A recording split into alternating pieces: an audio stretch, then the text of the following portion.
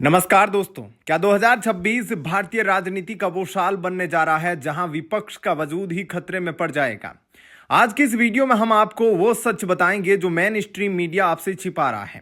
राहुल गांधी के लिए आई है सबसे बुरी खबर, एक ऐसा खुलासा जिसने उन्हें जनता के सामने पूरी तरह बेनकाब कर दिया है। और उधर सुप्रीम कोर्ट ने कुछ ऐसा कह दिया है जिससे कपिल सिब्बल और अभिषेक मनु सिंघवी जैसे दिग्गजों की दाल अब नहीं गलने वाली। क्या सीजेआई ने मोदी सरकार को यूसीसी लागू करने की खुली छूट दे दी है? चलिए इस सियासी बिसात के एक एक मोहरे को समझते हैं।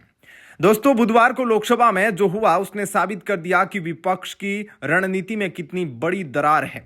ओम बिरला को पद से हटाने के लिए लाया गया अविश्वास प्रस्ताव ध्वनि मत से गिर गया, लेकिन हार से ज्यादा चर्चा उस तीखे हमले की है जो गृह मंत्री अमित शाह ने किया।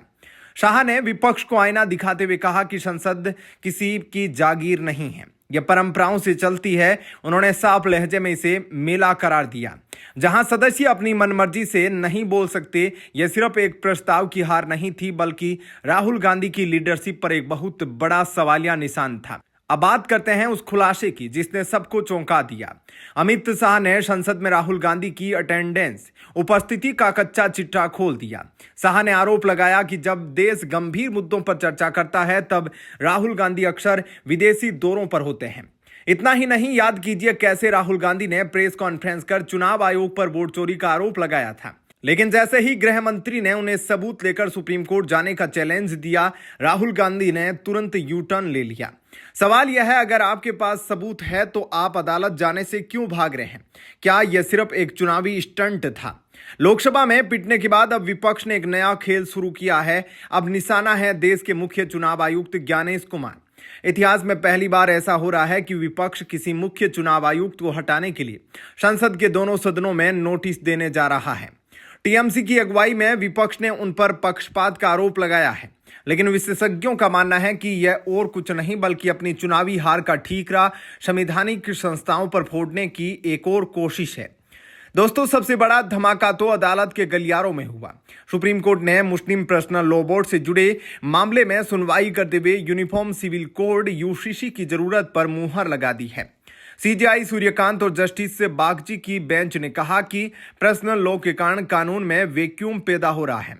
विपक्ष के चहेते वकील कपिल सिब्बल और अभिषेक मनु सिंघवी, जो अक्सर सरकार के फैसलों पर स्टे लगवाने पहुंच जाते हैं, इस बार उनकी दाल नहीं गली।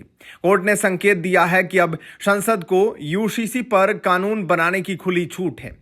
बीजेपी के मोदी 3.0 के एजेंडे में यूसीसी सबसे ऊपर है और अब कोर्ट का यह रुख विपक्ष की ताबूत में आखिरी कील साबित हो सकता है। मेरी नजर में यह सिर्फ कानूनी लड़ाई नहीं है, यह मोदी सरकार की वो रणनीति है जिसमें राम मंदिर और धारा 370 के बाद अब यूसीसी के जरिए भारत को एक राष्ट्र एक कानून के सूत्र में पिरोया जाएगा। बीजेपी के आधिकारिक हैंडल से पहले ही वीडियो आ चुका है यूसीसी लोडिंग। अब सुप्रीम कोर्ट की इस टिप्पणी ने उस लोडिंग को 100% तरफ बढ़ा दिया है। विपक्ष के पास अब विरोध के अलावा कोई ठोस विकल्प नहीं बचा। तो दोस्तों, क्या आपको लगता है कि राहुल गांधी के खिलाफ ये खुलासे उनके राजनीतिक करियर को नुकसान पहुंचाएंगे? और सबसे जरूरी सवाल, क्या आप यूसीसी का समर्थन करते हैं? अपनी राय कमेंट बॉक्स में जरूर लिखें, क्योंकि आपकी आवाज ही लोकतंत्र की ताकत है। अगर आपको यह वीडियो पसंद आया हो तो इसे लाइक करें और देश की हर बड़ी खबर के लिए हमारे चैनल को अभी सब्सक्राइब करें। जय हिंद।